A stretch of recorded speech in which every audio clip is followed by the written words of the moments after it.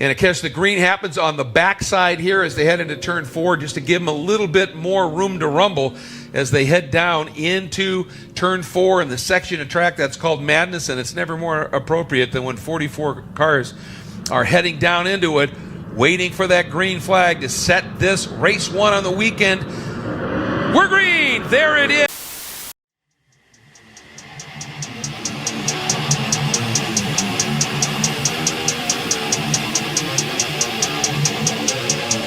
Full metal canvas.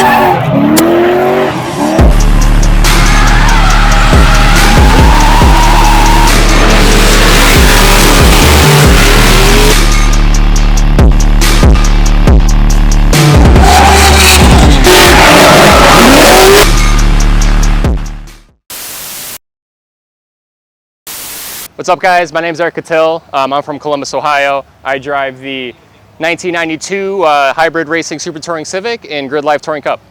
So this car kind of came about because back in 2021 at Road America, I actually crashed my hatchback.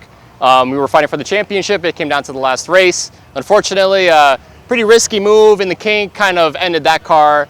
And it was a matter of either fix the hatch or maybe build a new one. And I've always been heavily inspired by the Japanese touring cars, especially in the 90s. They were so cool. They were nice and low, slammed to the ground, big wheels. So I figured, you know what, maybe now's the time to build myself a four-door sedan. So I actually found it in Florida. A buddy of mine actually donated it to me. So we picked it up, and last year we basically built it in 6 months. So we took it all the way down to bare metal. I did custom fabrication for the tubs to kind of run the car a lot lower.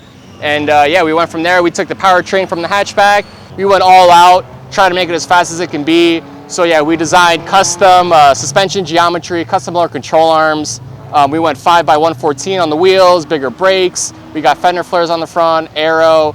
So a lot of people came on board this past season to kind of help optimize this car. And yeah, here it is at Mid-Ohio, my home track, and so far it's doing pretty well. I think my favorite part about the car is the ride height. It was always a goal of mine to get the car to race on track while tucking real rim. And it's kind of a stupid goal, but like I said, I was so inspired by the Japanese touring cars that I just wanted to run it slam to the ground, but also to make it work. So a lot of suspension geometry had to get optimized to make it happen. Custom control arms, like I said, upper control arms, different locating points to adjust the instance centers, roll centers, all of that. So a lot of engineering went into it just to make it that low.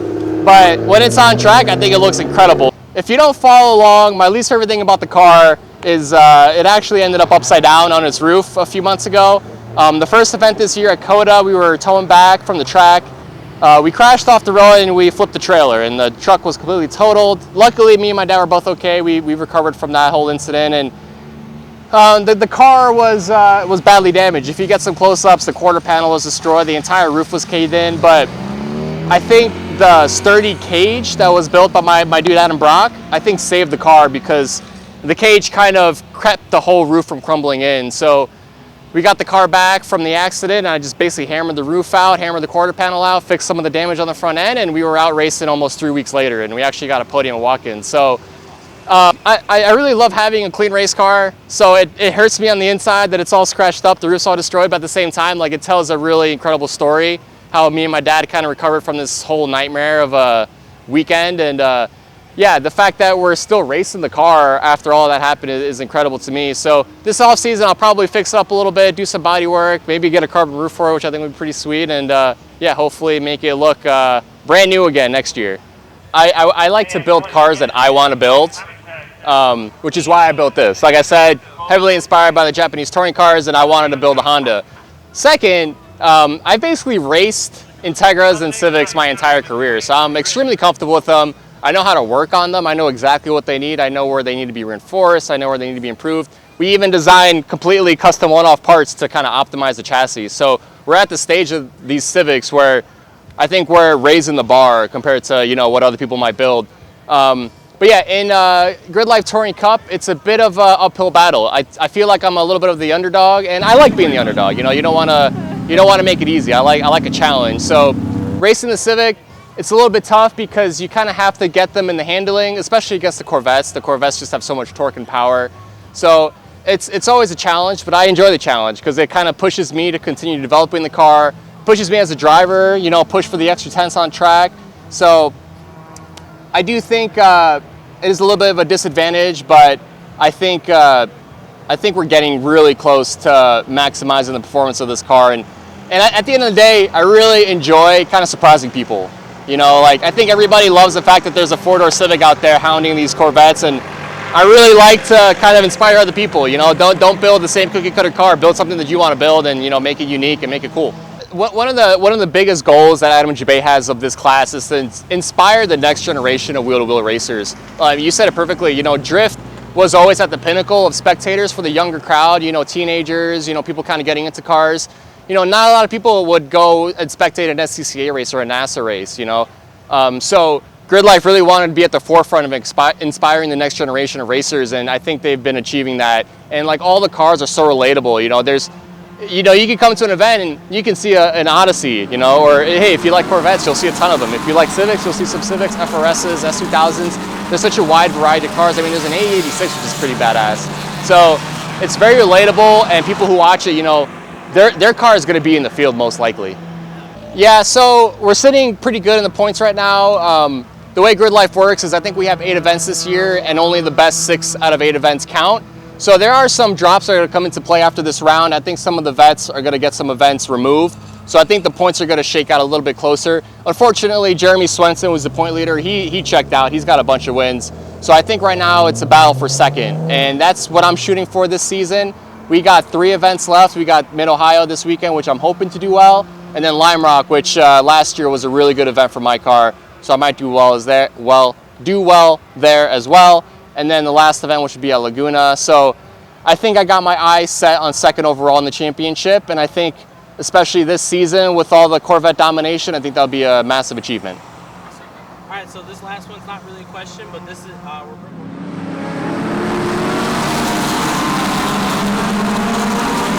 And how about this? All the way through 4, now working through Madness. We've still got cars 2, maybe even 3 side by each here, and still nobody having a problem. Although that one car, and some smoke coming out of Kutil's car. What a shame. It's like right front damage. Yeah, driver that we really thought was going to be in here with an opportunity. Money shifted. Couldn't get it into 4th. Tried 3-4, nothing. Got 2nd, and then kablamo, probably, I don't know, 11,000 RPM. Blew an hole in the block, was ready to kind of call it, but then James Houghton, great competitor, great friend, he had a spare engine, and yeah, we swapped it last night, got it up and running, went to the dyno this morning, made good power, did a hard chip lap, spun a rod bearing.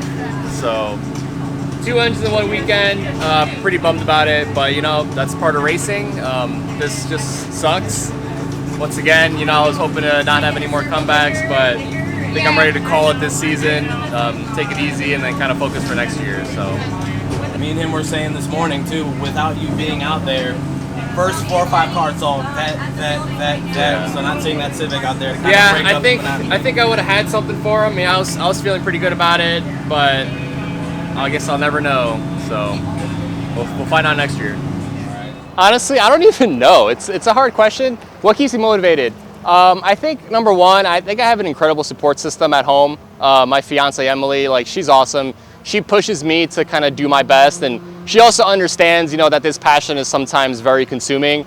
So she gives me the leeway when I kind of need to like overstep on the racing side, and then she also kind of reels me back in when, you know, maybe I'm going a little bit too crazy about this stuff. But yeah, my family, my parents, my father always helping out. And then, you know, all the people that kind of follow me on Instagram, you know, I love sharing information because that's kind of how I got into this whole sport is, you know, I used to, you know, be on a Honda Tech, you know, every day reading forums, trying to gather information. And forums kind of have been lost a little bit now. And so I love sharing that information.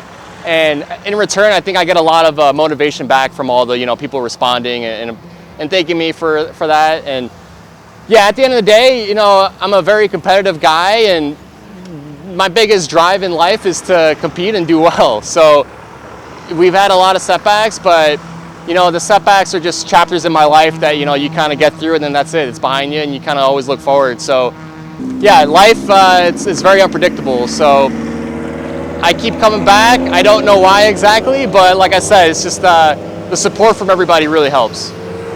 I just want to thank everybody, you know, all my supporters out there, Instagram, Facebook, and then of course my fiance Emily, my parents, all my friends And yeah, hybrid racing, you know, they kind of made this whole dream a reality. They kind of stepped on board the last few seasons, and they really make this possible because it's a lot of time and energy. So huge shout out to those guys. Fortunato USA, Racebred Components, Padded Old Boys, Altec, Hog Brakes, O'Toole. I got a lot more. I got to look. iBox, a big supporter. You know, Hasport. Yeah, almost too much to list. You know, I have incredible sponsors that really help out, and you know, it's the sponsors that kind of get me to the track because this is a very expensive hobby or passion. So they make it happen. So if you guys can buy stuff from them and support them, I'd really appreciate that. And words of wisdom, I don't really have any. Just go fast, I guess. Go fast, don't crash. Awesome. Thank you so Thanks, much, guys. man. Yeah. Thank you. Appreciate it, man. Yeah. Taking your time with us. Yeah, Good no luck out problem. there, man. Yeah, let me know if you need. This video is sponsored by us. Just a like and subscribe is really all we ask for. But if you do like what we do and if you think the shirts are cool, you should get one. It's available on www.createxconquer.com because we drew these ourselves. All hand-drawn artwork. If you really fuck with what we've been doing and you want to support a little past a like and subscribe, consider copping a shirt or a hat. We also got hoodies. And we got hoodies, the Create and Conquer hoodies and beanies because it's starting to get cold outside. Don't wait till it's too late. Don't wait till it's too late. This is Simba. Say hi, Simba. Should they cop a shirt? You probably said no for real. Nah, don't buy that shirt. Oh, That boy took a bite. Alright, honestly, I should have seen that coming. say bye, baby. Ow. I don't regret all the time that I spent counting blessings. I don't give a fuck about who next. Still might fuck my whole check up in this bitch. I recluse for the time being off these cups. That there ain't much else to see in them whole scene. Flocking on the fucking net whole time. Stomping on these niggas next. I got plenty time, I might start it out. I got money signed, she might fuck me now. I got all the time left in the world. Let the world